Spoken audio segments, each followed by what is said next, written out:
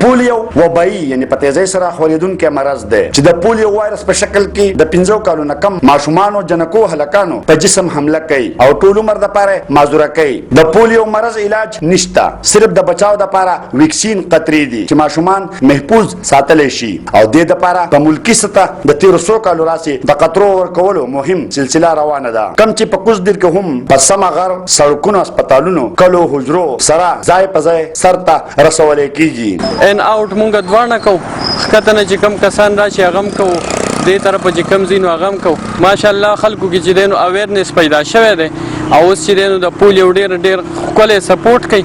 کوزدیر کې مشته افغان مهاجرینو کیمپونو ماشومانو ته هم دغه قطرې ورکولی کیږي. د افغان ریفیوجیز په کیمپ کې مونږ لګیا یو کار کوو او په دې وجه باندې کار کوو چې دا ماشومان د دوی د مستقبل سوچ سمج کوو چیرې دوی ته داسې نقصان څه دغه میلاو نه شي. د مهم په هکله د کوزدیر صحت ضلعي افسر ډاکټر ارشاد روغاني وینا ده. په دې ټایم کې په پاکستان کې په دې کال کې د پولیو صرف یو کیس راغلی دی.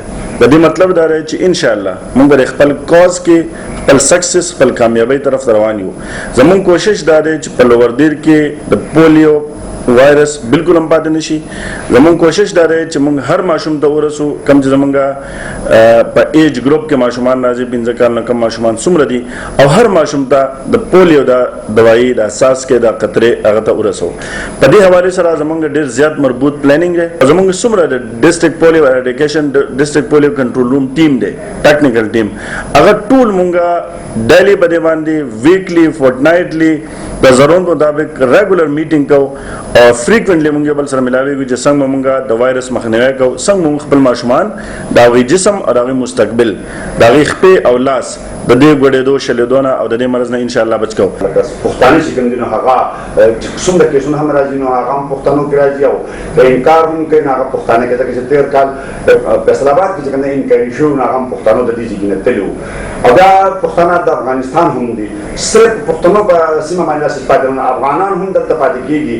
2 کیمپ دي موږ سره په تیمرګره کې او چندره کې، د هغوی په حواله باندې ستاسو څه پلانینګ دی؟ په دې ټایم کې صرف په افغانستان او په پاکستان کې د پولیو کیسز پاتې دي، نو ټوله دنیا پولیو فری ده او دا زموږ دپاره یو سټیګما هم ده، دا زموږ دپاره یو مشکل هم دی. زموږ خلک ځي په عمرې حج له بهر ملکونو ته، هلته هغې د پولیو قطرې کېږي. دا مشکل به موږ خپله سره کینو حل کوو. به دې ټایم کې هم زموږ سره ریفیوزلز موجود دي، تقریبا 2-2.5 کسان په ضلع دونو سیمې کې چې هلته موږ بالکل نه ایکسپیکټ کوو، زموږ دا توقع نشته چې هلته به ریفیوزلز راځي، انکاریان به راځي.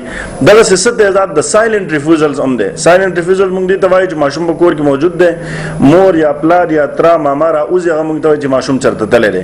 اگر که د هغې موږ پراپر یو میکانیزم جوړ کړی چې ناٹ اویلیبل چلډرن ټریسنګ او ټریکینګ موږ کوو، هغې پسې بار بار ګرځو. خو د ټیم دپاره مشکل دی، د وطن دپاره مشکل دی او بذات خود دغه ماشوم دپاره او دغه فیملی دپاره موږ ډېر غټ ماشوم ډېر غټ مسله او مشکل پیدا کوو. زما درخواست دا دی چې چونکې افغانستان او پاکستان کې وایرس موجود دی، دې وایرس ته د ماشوم خالی کلمې پکار دي چې هغه لاړ شي او هغه ریسپټر باندې اټیچ شي او دغه ماشوم ته مسله وکړي، دغه ماشوم ته مرض وکړي، دغه ماشوم پیرالایز کړي. نو راځئ چې د خپل ماشوم دغه کلمو دپاره د هغې هغه ګټ مونږ ډک کو په ویکسینو باندې چې هغه وایرس ته هغه جراثیم ته اویلیبل نه وي.